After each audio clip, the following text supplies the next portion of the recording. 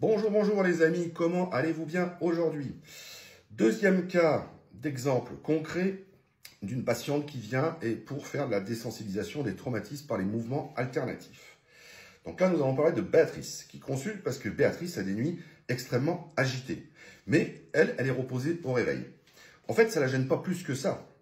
Elle le fait pour faire plaisir à son mari. Parce que pour elle, quand on l'écoute, bon, bah, elle a une nuit agitée, mais ça ne la dérange pas plus que ça. Elle se dit que peut-être si elle dormait un peu plus, elle serait encore plus en forme le matin. Mais pour elle, elle se souvient de rien, elle est pas, ça la perturbe pas plus que ça. Par contre, son mari, lui, se plaint qu'elle bouge, qu'elle respire fort, qu'elle gémit, et pour lui, ça devient insupportable. Et il pense qu'il y a quelque chose qui ne va pas pour qu'elle soit aussi agitée pendant la nuit. Pour lui, sa femme est anormalement agitée. Pour elle, elle ne se souvient plus de rien au réveil, et c'est une nuit tout à fait normale. Il a fallu donc dialoguer avec son inconscient, qui a mis en place des moyens de défense et de protection, et en fait qui a choisi ce système-là d'être aussi agité la nuit, pour évacuer un trop-plein d'émotions au cours du sommeil, et pour lui permettre en fait de vivre normalement la journée.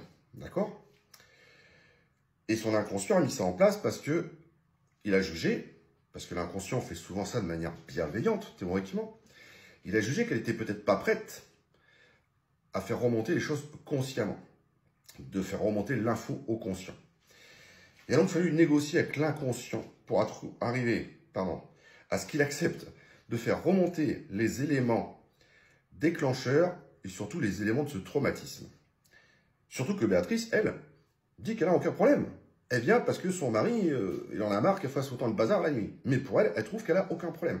Donc consciemment, elle n'a pas de problème. Et l'inconscient a mis cette protection en place de avoir une nuit agitée.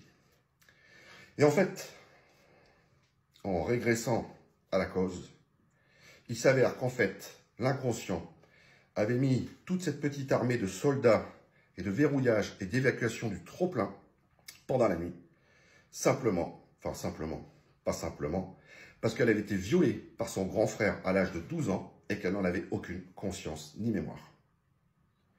Voyez la puissance de l'inconscient, ce qu'il est capable de faire.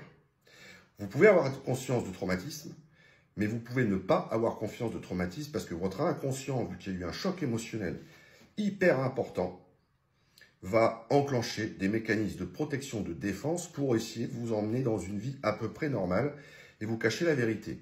Mais il faut savoir que votre conscient, comme d'habitude, le cerveau gauche travaille à 10%, c'est l'inconscient qui travaille à 90%, et comme d'habitude, vous pouvez très bien ne pas vous rappeler d'événements aussi positifs qu'ils soient, comme aussi négatifs qu'ils soient, mais lui, il stocke tout.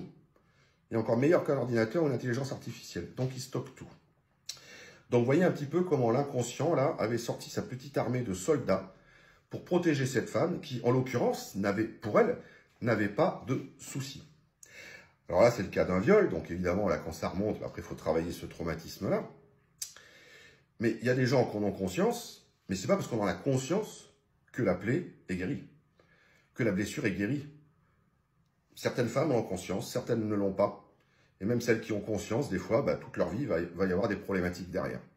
Donc avec la DTMA, on peut déjà retrouver des traumas que la personne ne se rappelle pas. Et puis ceux qu'elle se rappelle, enfin, d'une manière ou d'une autre, on peut traiter les deux pour détacher les émotions de cet événement. Voilà, à très bientôt pour deux autres petits cas concrets. À très bientôt, bye bye, bonne journée.